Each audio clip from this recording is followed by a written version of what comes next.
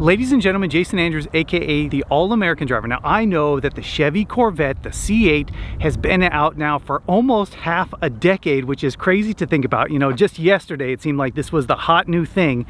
And this is old news, you know, but there are a few reasons I'm here checking out the new Corvette.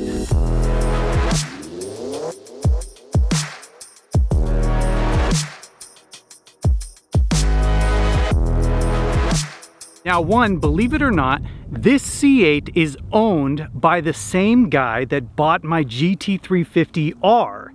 And you guys know I love that car. He actually, he blew the motor in that car and then he traded it for this GT350R for basically base model C8 Corvette. I'm not sure if the math works there on that trade. However, he seems to really like it, and I'm sort of now emotionally invested in this car because my old GT350R is basically what enabled him to buy this. So I have to check it out. But there's one other reason I'm interested in driving this car. Okay, we just do something like this, and there we go. You guys can see pretty nice spec, white, red interior, sort of Alfa Romeo 4C spec, if you guys know what I'm talking about.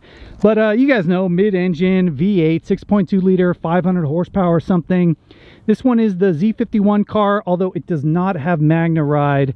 And other than that, like, pretty base, I think. I don't know all the ins and outs, all the details. No carbon fiber. You got the comfort seats here, not the GT2 seats. And yeah, big trunk. Big front trunk, which I actually like, and yeah, I've never driven one. Let's take it for a drive. Okay, we got a little startup screen here. That's pretty nice. Nice big V8 right behind us. Pretty nice. Obviously, it's gonna sound good. Yeah, let's just get this thing on the road, and then I'll tell you why I'm sort of interested in checking this car out. Okay, so this dirt road is not the type of terrain that the C8 is meant to be driven on. However, we've just got to go like a mile, and then I'll be on some pavements, and I'll be able to actually get an understanding of what makes this C8 so special, if anything, actually. If anything at all makes it special, what is it? All right, so we're finally getting off of this dirt road. Let me tell you guys real quick why I'm sort of driving this car. And that is because I'm kind of interested in the new C8 Z06. Now, I have never driven the C8 Z06. I've never even driven a C8 before this exact moment that you guys are watching right now. I haven't driven this car. And, you know, I figured before I try to find a C8 Z06 to drive, let me drive the normal C8 and just kind of get a feel for how the car handles, how livable is it, you know, because something I'm finding right now a little bit with the Alfa Romeo, and don't get me wrong, I'm not saying anything bad about that car. I'm not necessarily looking to get rid of it or anything like that, but on a day-to-day basis, I find myself not really driving it because it is kind of hard to live with, you know. When I bought that car, I was going to the racetrack a lot, you know, multiple times a month. I was modifying the car, I was trying to get faster, you know, I was just developing myself as a driver in a small lightweight car with no power steering, blah, blah, blah, whatever. And for that purpose, I think that that car is fantastic. However, I am finding it a little bit hard to live with. If I'm not going to the racetrack, I literally like never drive that car. So here we are, very smooth. I just have it in auto mode right now. It is cool. We've got the camera for the review mirror. It is pretty cool. I'm just trying to see how like comfortable this thing is.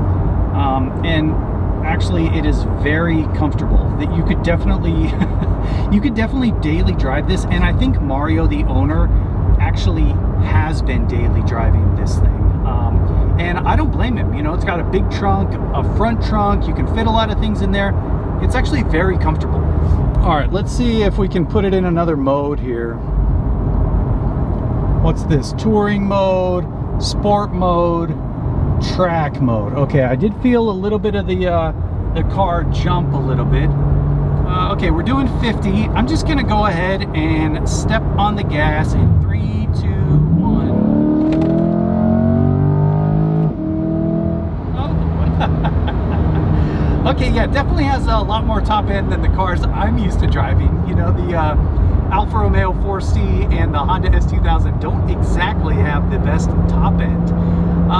So yeah, the car, it pulls pretty good. It pulls pretty nice, actually. Let's make a little U-turn and see what these paddle shifters are about, huh?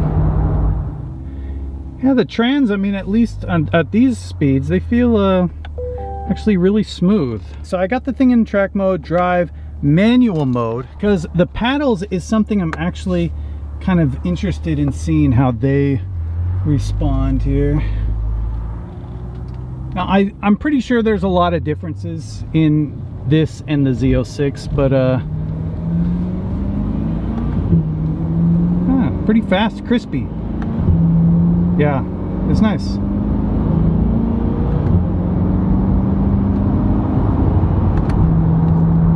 Yeah, okay, let's see.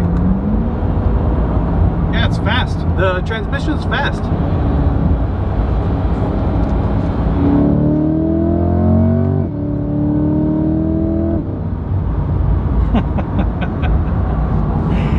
Yeah, I mean, this is a fast car. It's great. 7-speed, okay.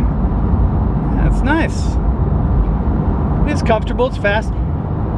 It does feel, I mean, it's a little heavier than I'm used to, but my cars are all around 2,500 pounds. So this is probably about 1,000 pounds heavier.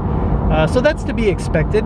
And this car is pretty brand new, you know, like I'm looking at the thing, it's got less than 1,500 miles on it. So we're not gonna like beat on the car too bad, but the transmission, very fast.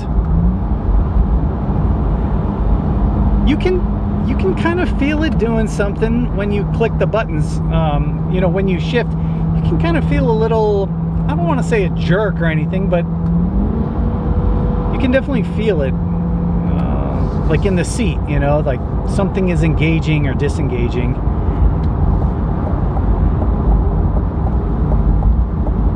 Yeah, that's nice. You know, this thing really does check a lot of boxes for a lot of people. You know, I mean, you can take the top off, that's nice.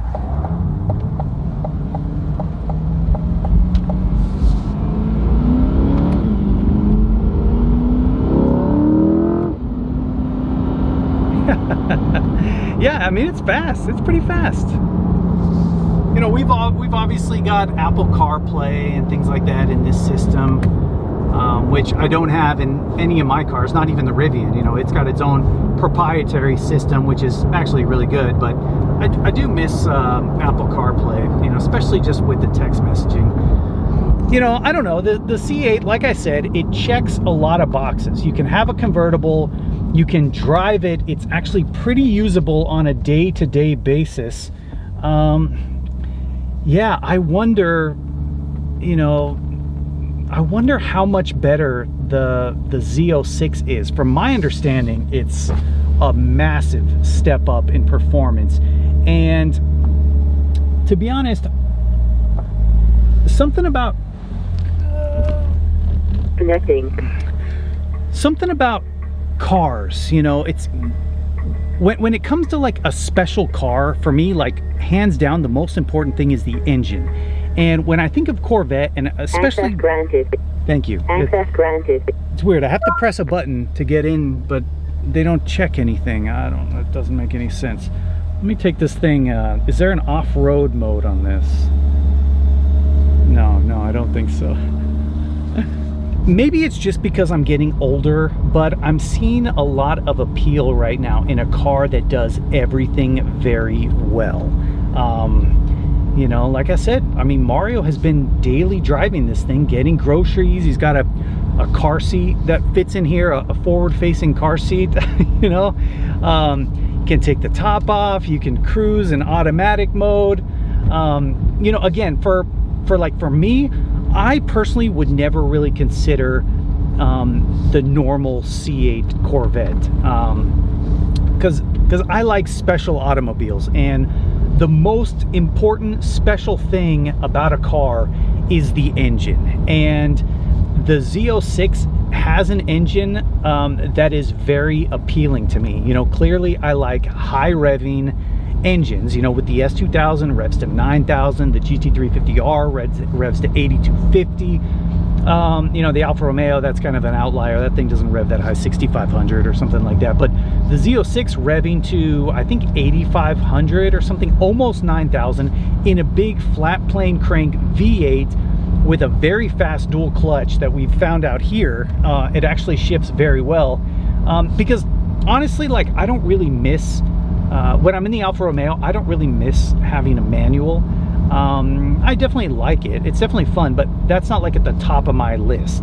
And again, if anything were to happen, I will make a big video on exactly what it is. I'm not like convinced yet either way. I can just see the appeal, and I'd like to see how special the C8 Z06 feels in comparison to this.